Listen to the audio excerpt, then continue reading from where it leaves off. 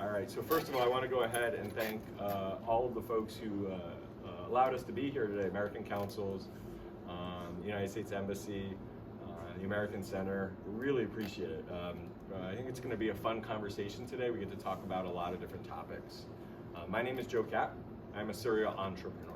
So I've started a number of different businesses. I think at last count was about 6 or 7, a couple of NGOs.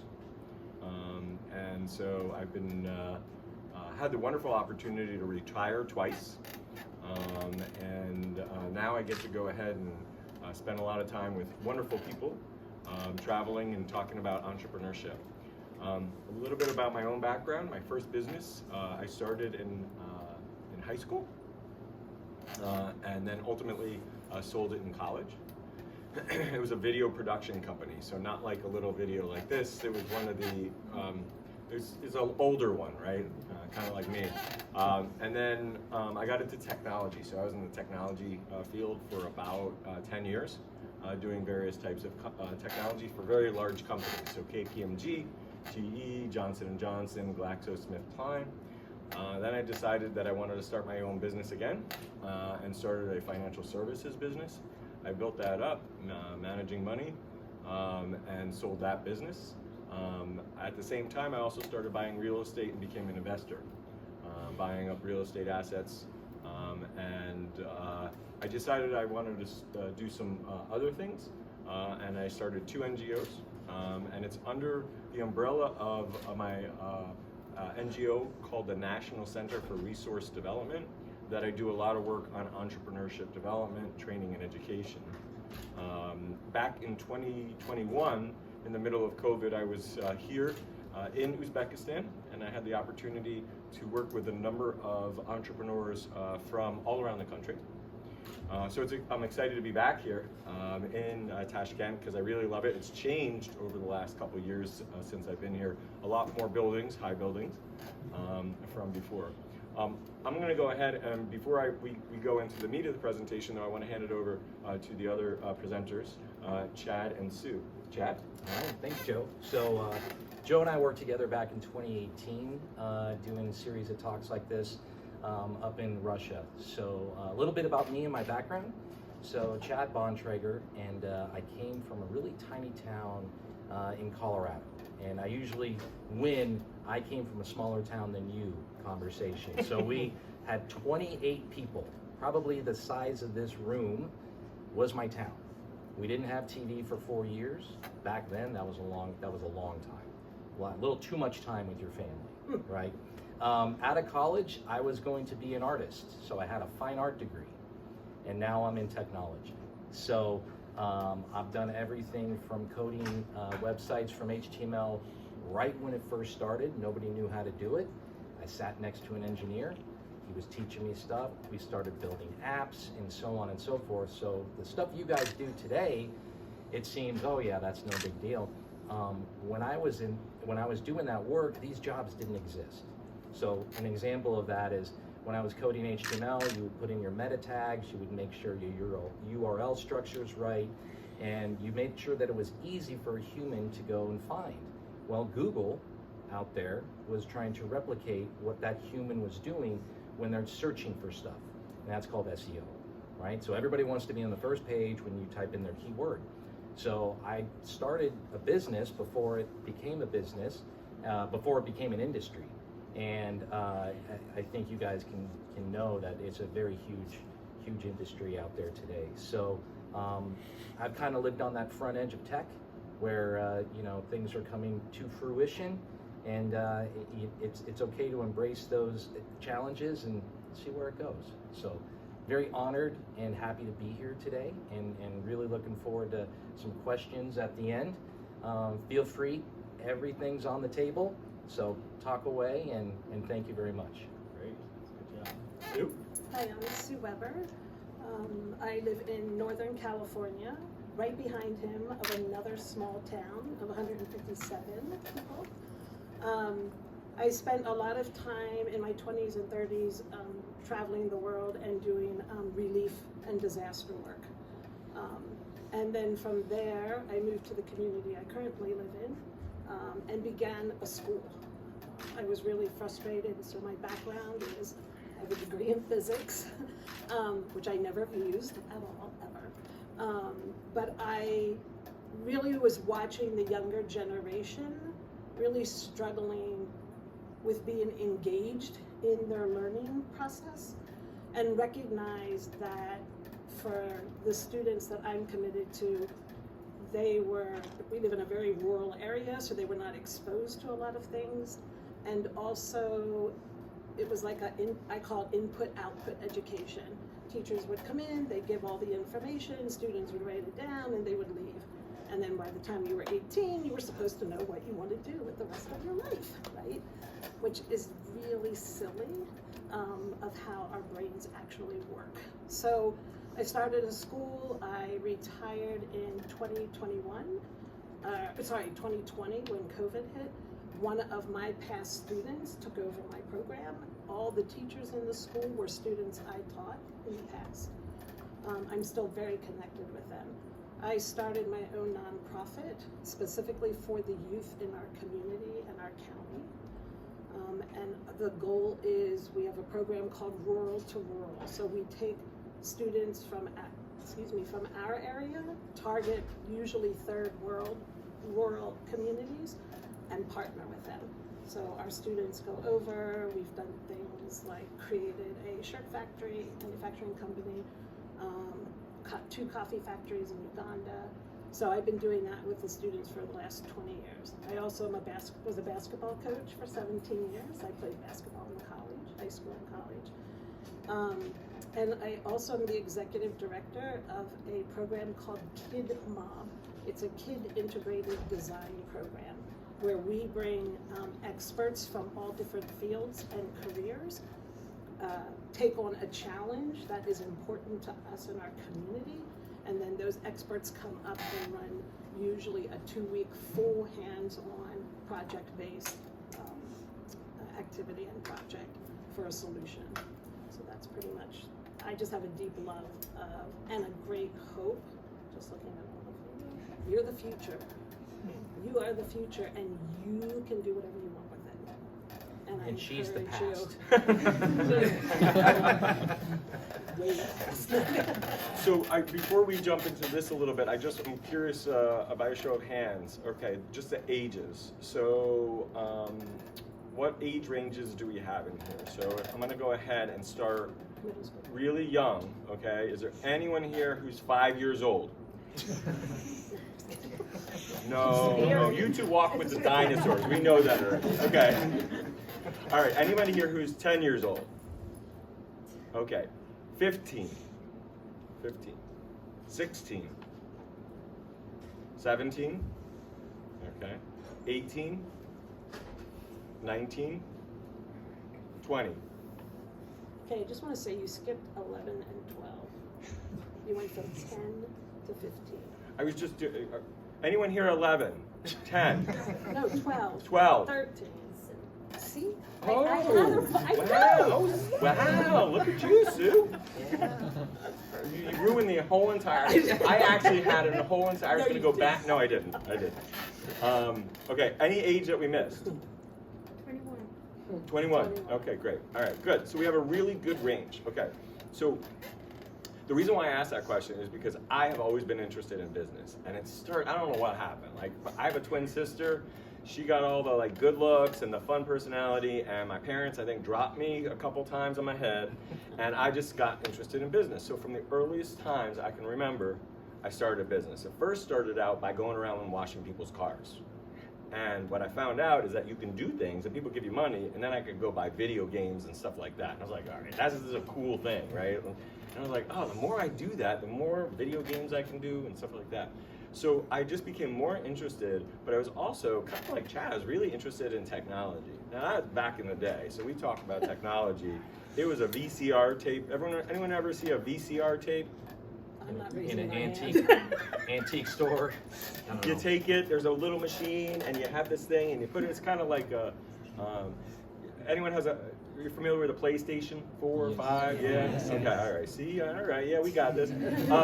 So with those, you have the DVDs. It used to be the DVDs, so you can go to like GameStop or someplace to buy those. Right now, you can just download it all. Well, back in the day, you had this little square thing and you shoved it in there. You took that thing and you go ahead and you put it in a camera and you went around and you went filming. Okay. So that was my second business. And what I decided was a new technology. What I decided is that I was going to take that camera and go to weddings and events and charge people to go ahead and create videos. So that was my second business. And that business grew for a while until I got to college. And then I realized I didn't really like it so much anymore, and that by the end of college, I sold that business. But by that time, I was hooked. I was really, really hooked about business and the way that business solves problems. Now, I want to say that again because we don't necessarily always think about that. But businesses, they solve problems, right? If you have a problem and you need to go ahead and sit down, we need somebody to go ahead and invent a chair that goes up and down for people like me, so that I don't have to spend all this time standing up. Yeah, it does that, right? That's right. So everything that you see that we use, that we eat, is done by somebody who has some sort of a business for the most part. And so I became really, really interested in problem solving. And the way that we do that is through learning and education and teaching ourselves. And so over the course of time, I've had the opportunity to create a number of different businesses for different types of problems that I've encountered that I wanted to be able to solve. Some of them are large problems, some of them are small problems. And so after I got bored with the business, I just sell it and move on to the next thing. How many people get bored doing the same thing every day? Yeah, so I'm the same way. I got ADHD. I'm like, oh, look over there, let's do this, let's do that. Which is why I like video games.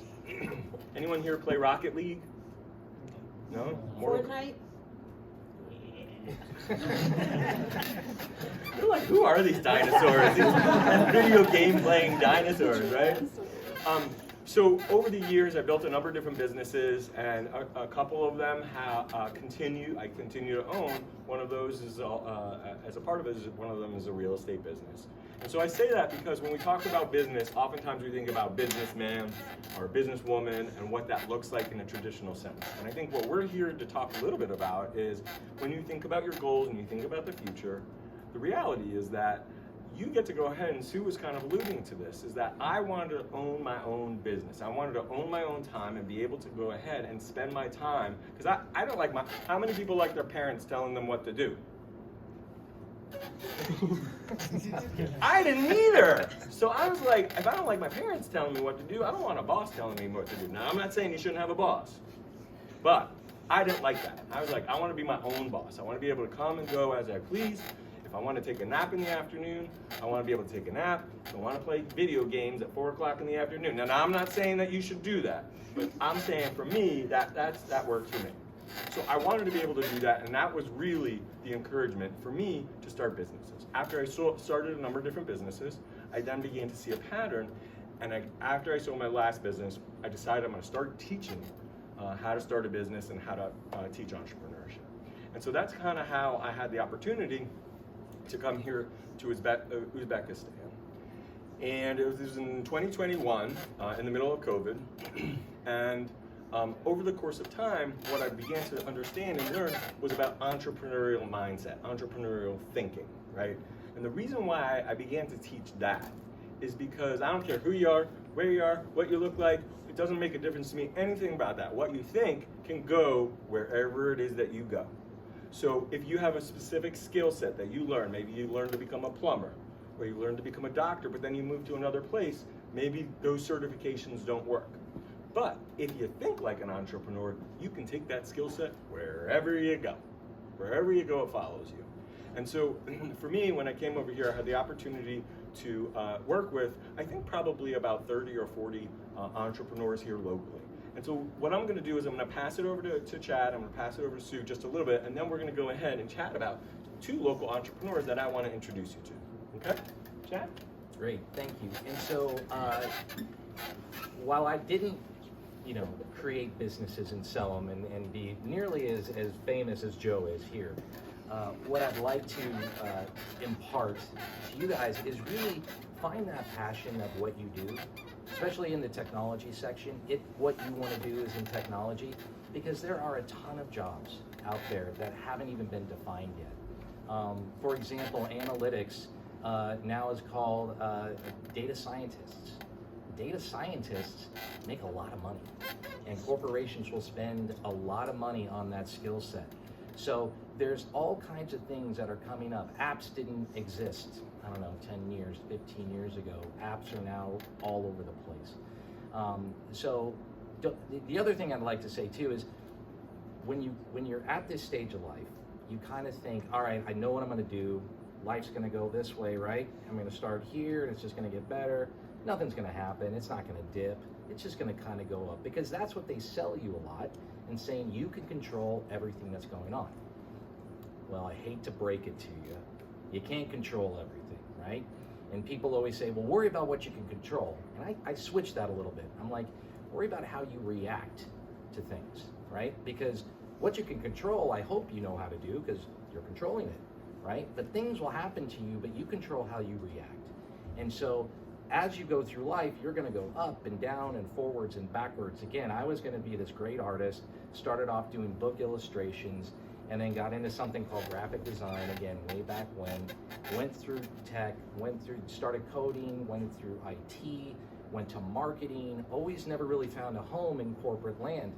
But now I'm a director at a Fortune 500 company over marketing technology, right? Marketing used to be it's just the fluffy stuff. They just put out brochures and they make websites. They don't really do anything. They don't drive business.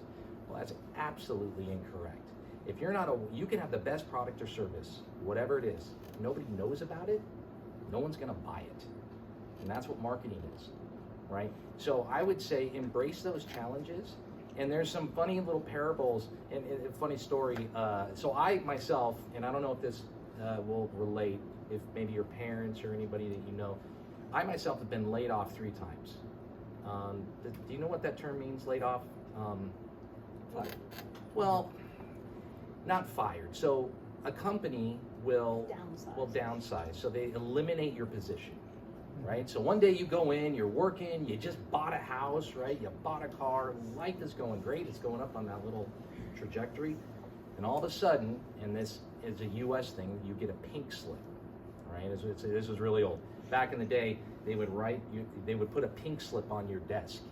And then you looked at that and you're like, oh no, I'm without a job. So if HR, human resources, comes calling for no reason, it's usually not good. The reason I'm saying that is that it's common in America. And I don't know if that will be a thing or not here, but be prepared that something outside of your control. You're doing great. Your reviews are good. You're doing all this stuff, but the company has to save money, and they took away your job.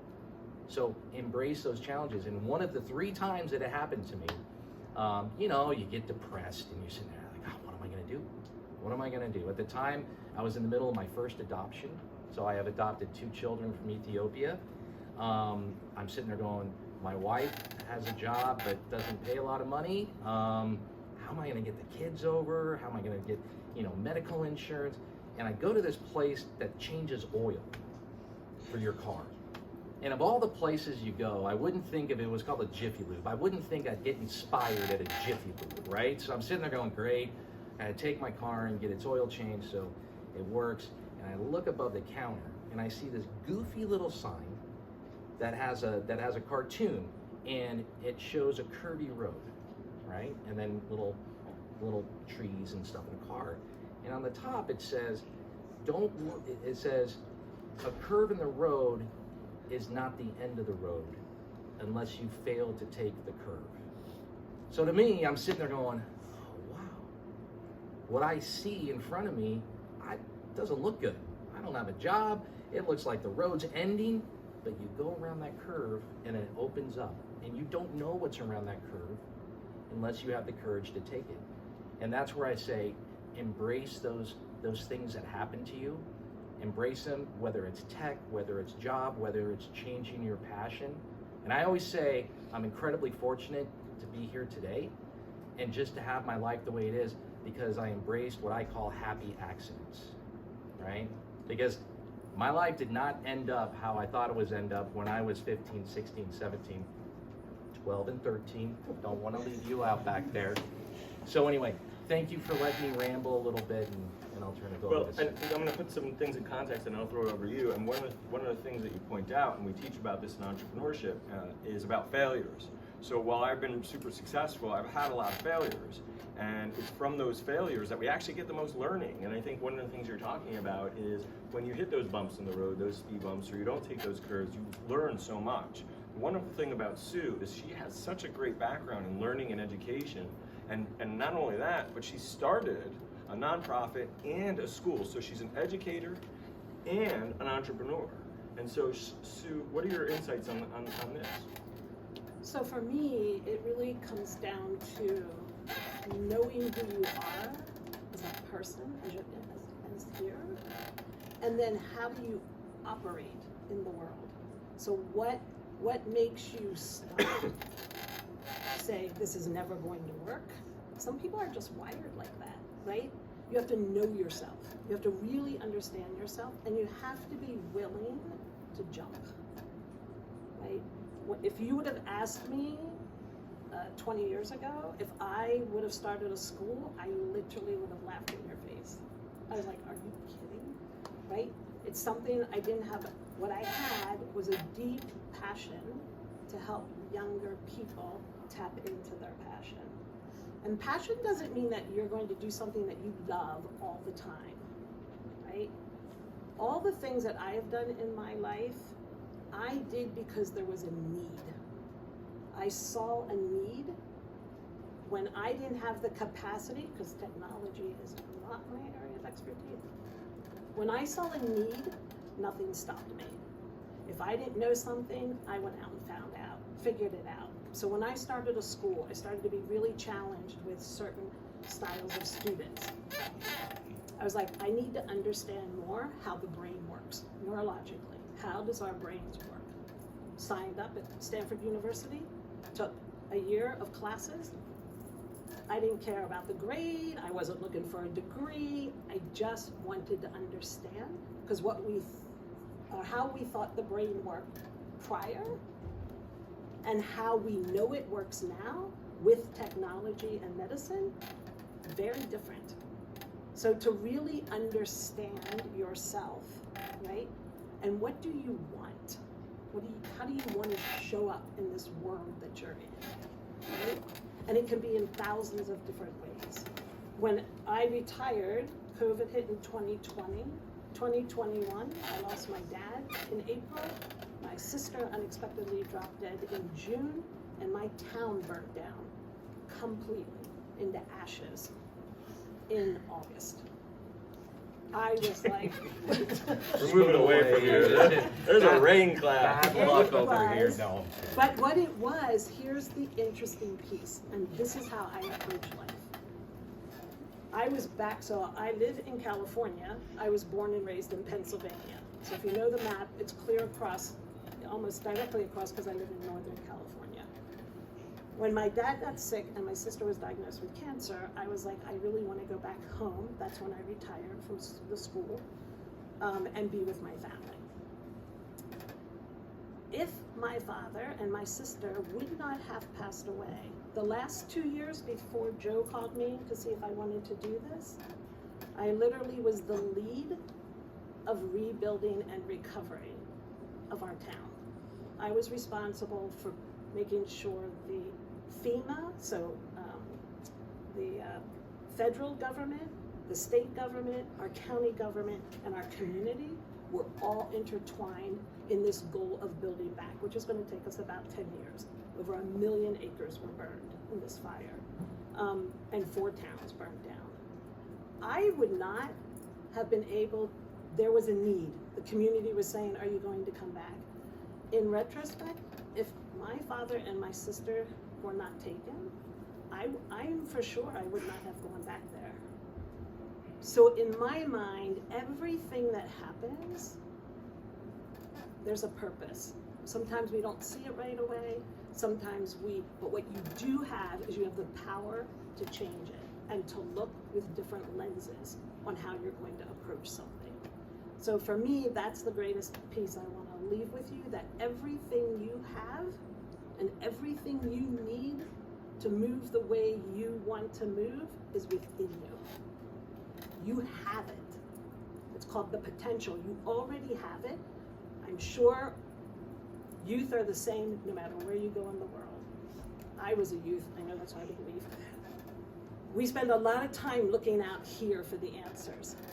We're out here looking for somebody else to tell me what I should do, how I should think, what I should wear, what I should look like. We spend all our energy out here. You're not going to get the answers out there. You're going to get them in here. So take the time to go within yourself and really ask the serious questions for yourself. How do I operate in the world? What do I want? What do I value? All those are good questions to start digging into so you know how to move. Good. Well, what I want to do is just share a couple of stories of entrepreneurship and business that kind of talk about a little bit about the future, because their businesses are really interesting. I think you'll find it interesting. There's two entrepreneurs here in Tashkent that are running businesses that I had the opportunity to be able to work with, and we met with one of the businesses today. So the first one is Cocos, and this is Halola, and I met Halola when I was here last time, and she and I were chatting a little bit about her business, and we had conversations, and as I mentioned at the beginning, the beauty of business is that it's really about solving problems. So she owns a beauty business, and we had a lot of conversations about her business, about what kind of business it should be as she continued to go ahead and expand it, but also thinking about, does she want physical locations, or does she want to go some other path? And as we got into it a little bit more, one of the things that we talked about was really looking at and adopting an online presence. How can she leverage an online presence for her business? And so we talked more about using her Instagram profile to market her business. And what happened is that over time, as she began to see her business grow, one of the things that she realized was having that online presence became increasingly important to be able to share her products, because she wanted to go ahead and have a beauty business that was very specific to Uzbekistan.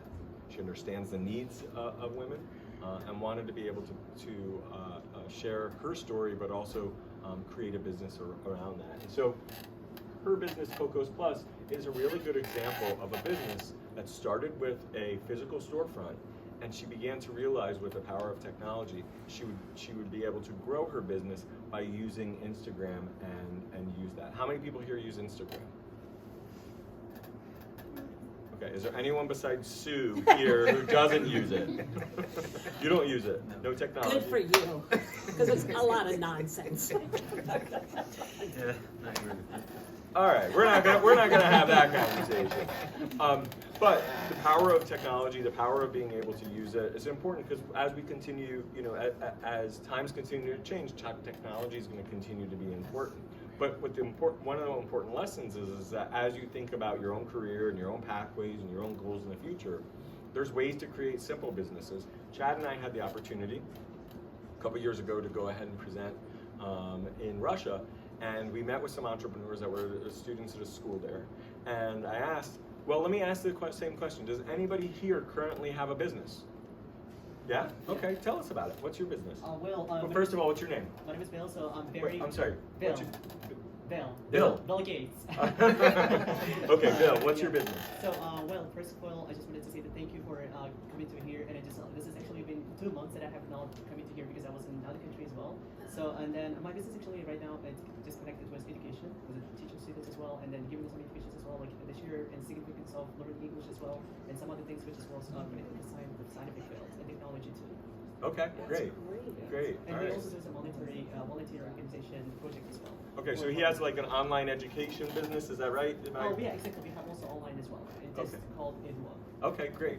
And then you said that you had something, so stand up. Yeah. All right. What's your name? Well, What's welcome your- our country. Belarus. Of Yeah. Okay. We had a shop in my hometown. We sell clothes, Mm-hmm. like kids' clothes. So yeah, that's all about. Okay, so a clothing So shop, like a fabric. physical shop.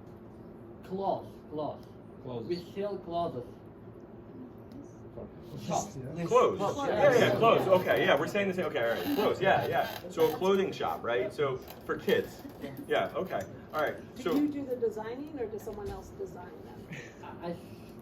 My mother choose will sell. Oh, okay. So this is- B2C business, I think.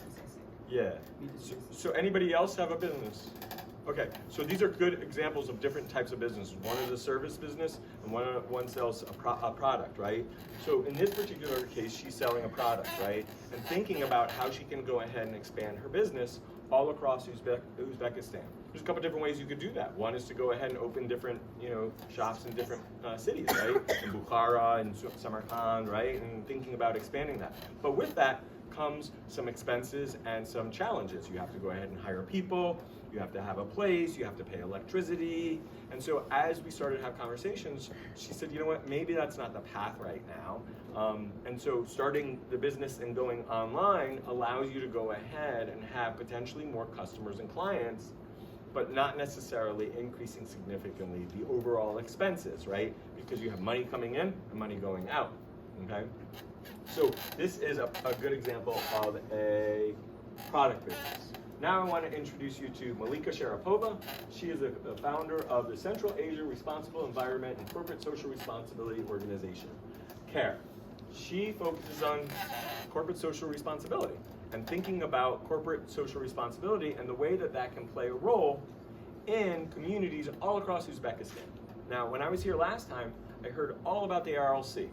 I didn't know anything about it. Anyone want to go ahead and explain to Chad and Sue the RLC? But you already spoke. Anybody else? Bill already spoke. Who else wants to go ahead? The RLC. Do y'all know the RLC? Yes. Yeah? What is it? It's a lake, actually. Yeah. Dry. So go ahead. Tell them. We're not gonna be shy here. Come on. It's a dry lake. It's start to dry after, not about 50 years ago, after the so it's planned to make more water for the desert land to adapt this land for silk cotton, to plants. So it started to dry from after that. Yeah. Good. That's exactly right. Did you want to add anything? Stand up. I'm sorry. Just stand up. And your name? I'm sorry. Your name was Sanja. Sanja, and your name? My name is Venice. Okay. The USSR government used this water for wrong irrigation that time for the, he said yes, cotton, rice, for instance, and this sea was drying up after this, and I think that's not good that they use this water from wrong irrigation. Yeah. Yeah. Bill, do you want to add something? Yeah. Now you can add something. Yeah, okay. I just want to make some little bit supplemental to RLC. That Okay, wait. I can't listen as fast as you talk, so you gotta slow it down, okay? I can't hear that fast, okay? But actually RLCs has become like kind of used for the irrigation things. But now we have problems, right? Then a lot of countries have been discussing this solution. They actually been finding the solution for how to repack the time. And then RLC wasn't passed. But thankfully to Western countries as well, we also have to take the European Council. They were tendering, tendering right now, just open for to apply if your age is 18 years old. Start with 18, you're just gonna apply to the projects as well. You can get some funding there, and you're just gonna invest for RLC there. So like now we have different international opportunities for helping to get back and again to RLC to. So Yeah, did thanks it for dry that. because of the drought? No. Because yeah. So what happens is during the Soviet times, a lot of the water was drained off for cotton production, and cotton production requires quite a bit of water in order to be able to do it.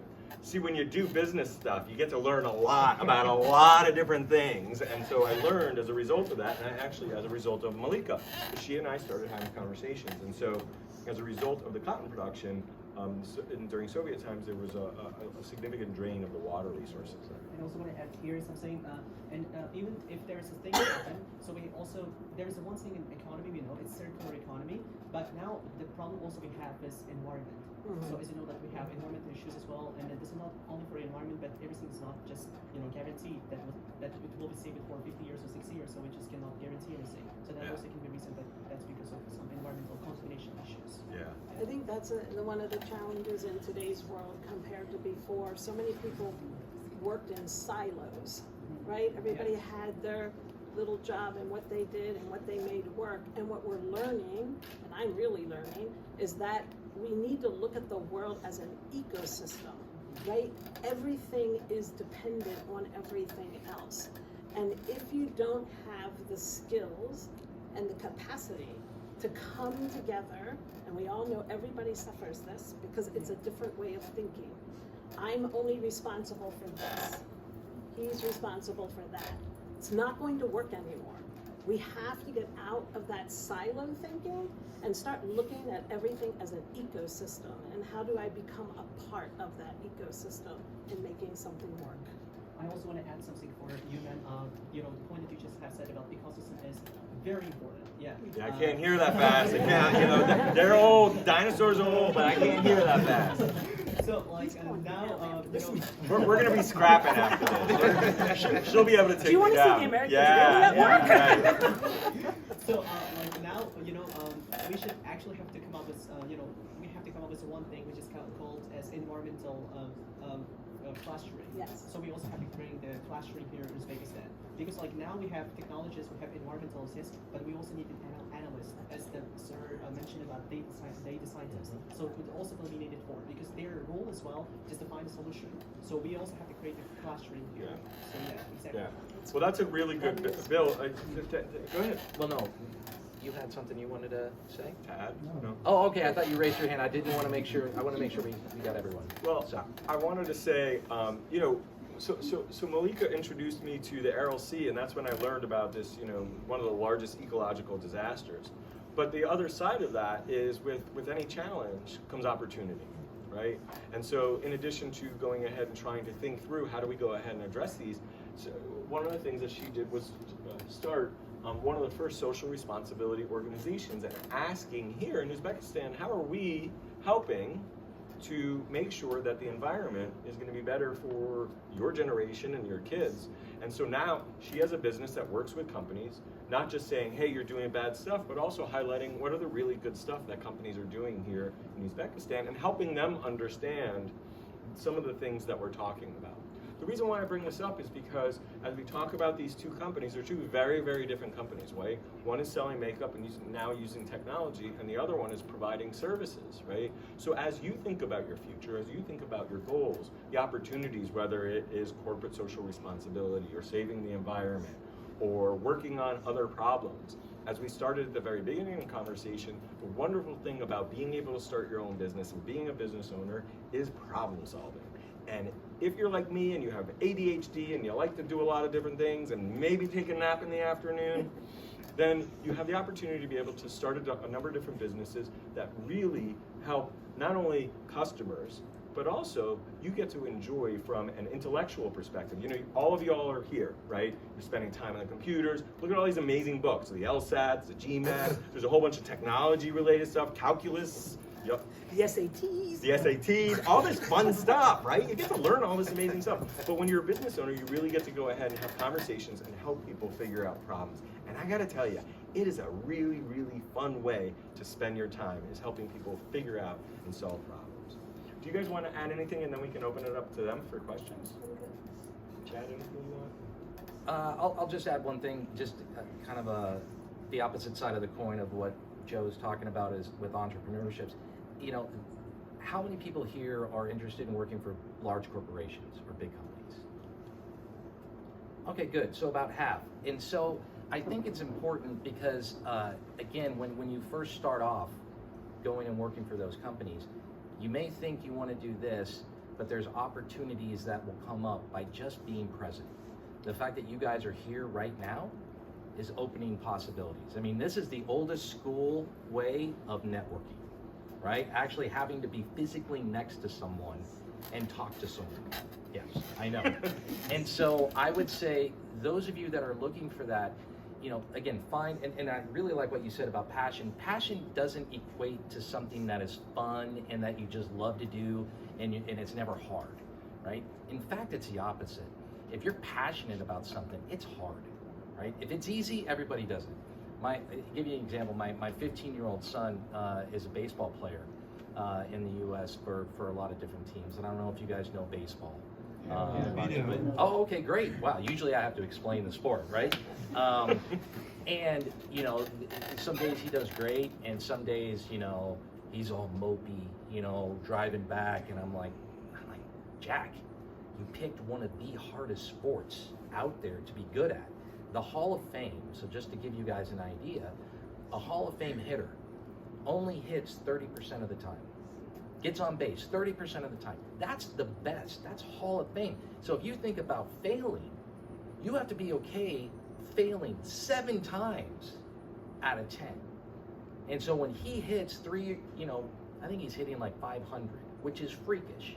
And he comes out of a game after striking out a couple times, and I'm like, you know, it's hard. If it was easy, everyone would do it, and it wouldn't be fun. It wouldn't be challenging. So just kind of remember that as you navigate, if corporate world is what you want. And the beauty about being an entrepreneur, you can hop in and out. You don't have to choose one track, right? You can become an entrepreneur inside of a corporation. And that's called personal branding. What do you bring to the company outside of the job skills they're paying you for? But you might be the techie person. You might be thinking out of the box. And all of a sudden, you're building up this trust and people are coming to you. So I would just say, those of you looking for that, don't be afraid of stuff. Don't get out of your get out of your comfort zone, and just embrace those challenges. And that's all I would. Chad, I just want to add one thing, because you reminded me of something that was, I think, really important. I did work in corporate America, and those skills and those experiences taught me a lot. So it's not an either or. And in fact, you reminded me that you're an entrepreneur. So early on, you also went around with a camera and took a whole bunch of pictures that you uploaded and allowed those to be used for stock photos. Yeah, Shutterstock. Right? Yeah. And so you've done both. And so the opportunity isn't, when we talk about the business world, it's sometimes it's solving really, really large problems, like how do we develop a vaccine really, really quickly? And sometimes it's really small problems, like how do we go ahead and sell, you know, a shirt or something. Somebody needs a drink or something like that, water or a Diet Coke. Well, and it doesn't have to be, or record their wedding. Or record their wedding. I mean, it doesn't. Yeah. It can be fun, right? I mean, we all need fun stuff. You know, if you focus on all the problems of the world, you're going to be walking around a crying mess, right? You got to balance things out. So don't be afraid to say, you know what, I really want to do this, and it doesn't have to solve a world hunger or anything like that. That's right. You know, so just, you know, be open to whatever moves you. Sue, anything and last? I just want to add that one of the things in education specifically, we have a tendency to value the outcome. So when they use the term failing, I personally think there's no such thing as failing. Failing gives you an opportunity to do something different and better. That's what it does, right? So you're not failing. What we need to start doing is valuing the process. The process is what matters, not the outcome. And we spend, this is a mindset that it doesn't matter what country you're from, culturally, in the US and anywhere else, it's for me looking at students who, you know, want to get all the answers right, and that is all that matters. But when they come up against a challenge or they come up against trying to solve something, they freeze, right? That's what your generation needs to do. You need to really value the process that you're taking and doing to get to the outcome. Don't value the outcome. Value the process. That's where all the learning comes. That's where all the tools you get to pick up and put in your backpack. Because one day, and I guarantee you my life has been like this since I was 20. All of a sudden, something comes up and you're like, somebody's like, I don't know how to do it. I'm like, well, actually, 5 years ago, I did X, I put it in my backpack.